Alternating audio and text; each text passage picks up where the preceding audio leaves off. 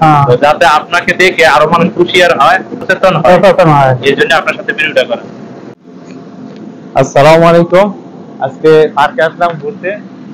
ঘুরতে এসে দেখলাম আমার ভাইয়ের সাথে দেখা, তো আজকে কিছু পরিচিত হয়ে যায়। ওয়ালাইকুম সালাম। ভালো আছেন? হ্যাঁ, ভালো আছি। ভাই আপনি লোকে কিছু কথা বলতে চাই, কোনো সমস্যা? আচ্ছা, তাহলে এটা এখানে লাগান।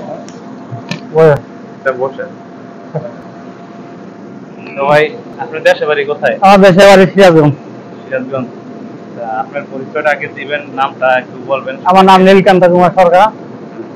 আমার গ্রাম হলো ফয়সালা, থানা রায়গঞ্জ, জেলা সিরাজগঞ্জ। যাক, আপনার লগে পরিচয় হয়ে খুব ভালো লাগলো। তো আমি কিছু কথা জানতে চাই। আচ্ছা বলেন, সমস্যা নেই। এই প্রবাস জীবন আপনার কত বছর চলে? আমার প্রবাস জীবনে 5 বছর 3 মাস চলে। 5 বছর 3 মাস। তাহলে এর মধ্যে আপনি কয়বার ছুটিতে গেছেন? একবার ছুটে গেছি অক্টোবর মাসে। তারপরে ফিরে আইছেন নাকি? অনেকে বলে ফ্রি ভিসা বা কোম্পানি, এটা এটা কোনটা? আমরা তো ফ্রি ভিসা না, আমরা কোম্পানি, আল-নাজমান কোম্পানি। আল-নাজমান কোম্পানি না? আল-নাজমান কোম্পানি আপনি কত বছর? 5 বছর? 5 বছর 3 মাস হয়। 5 বছর 3 মাস মনে রাখছেন তাইলে। যাক, আপনার এই কোম্পানিতে এসে আপনার কতটুকু উন্নত হয়েছে? উন্নতি মোটামুটি ভালো হয়েছে, অনেক কিছু হয়েছে, যা করা দরকার হয়েছে। প্রবাস কেমন কাটতেছে? বাংলাদেশে তো আপনার আত্মীয় স্বজন সবাই আছে। বাংলাদেশে সবাই আত্মীয় স্বজন আছে, আমি এখানে একলা আছি। ম্যাডাম নিয়ে আসেন নাই? ম্যাডাম আনি নাই, ম্যাডাম দেশেই আছে। তাইলে তো আপনি ওদের বাংলাদেশে রেখে ঈদ করছেন, এই দেশে, তাই না? ঈদ কেমন কাটলো? ঈদ তো ভালোই।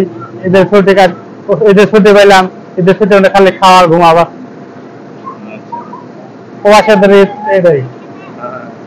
আমি তো ভাবতেছিলাম আপনার লগে অনেকদিন আরো আগে একবার দেখা হয়েছিল আলখারিজে। হ্যাঁ, দেখা হয়েছে একবার। আপনি মনে হয় আমার ঘরে থেকে আলখারিজে?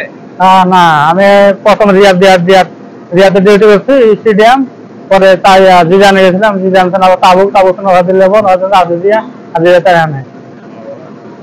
সমস্যা নেই, শুনে খুশি হইলাম। আপনি যেহেতু কোম্পানিতে আছেন, আমার এক ভাই কইতে আছে কোম্পানিতে আসছে। কোম্পানিতে আসলে কেমন হবে? কোম্পানি তো আমার কোম্পানি আর বর্তমান লো পথে চলে যাচ্ছে। কেমন কন্ট্রাক্ট মজার হবে নাকি? না, কোম্পানি ওদেরও কাম আছে, কোম্পানির কন্ট্রাক্ট নাই, কিছু নাই, বাস সেটাই। আচ্ছা দর্শক, আপনারা শুনছেন নীলকান্ত ভাইয়ের কিছু ঘটনা।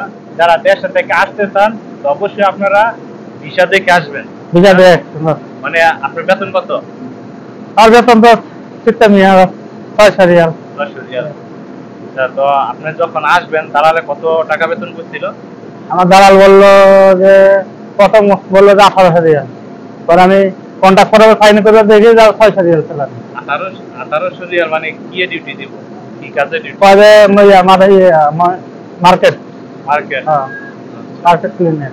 মার্কেটের কথা বলছে যে আপনারা মনে করছেন যে 1800 টাকা, ঠিক না? বলে যে আর ফায়দা হবে, তারপরে আর মার্কেট তো এসে পাইলাম না, এসে পাইলাম স্টেডিয়াম।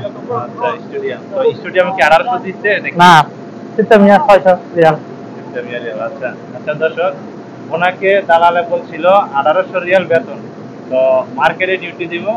তো এখন 600 রিয়াল বেতনে স্টেডিয়ামে ডিউটি হয়েছে।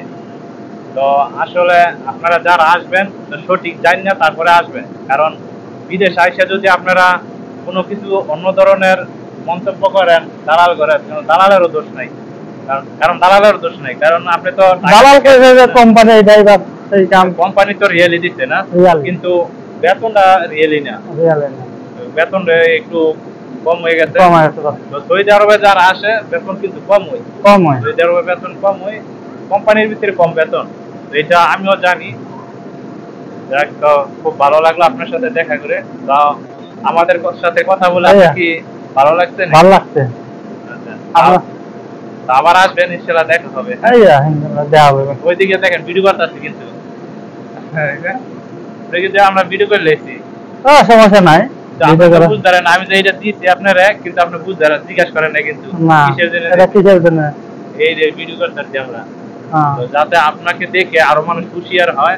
প্রবাসে কি কি নিয়ম বা কি কি সেন্টিমেন্ট করে আইতে হইব, যাতে সবাই সচেতন হয়, এই জন্য আপনার সাথে ভিডিওটা করা। ওকে ভাই, ভালো থাকবেন।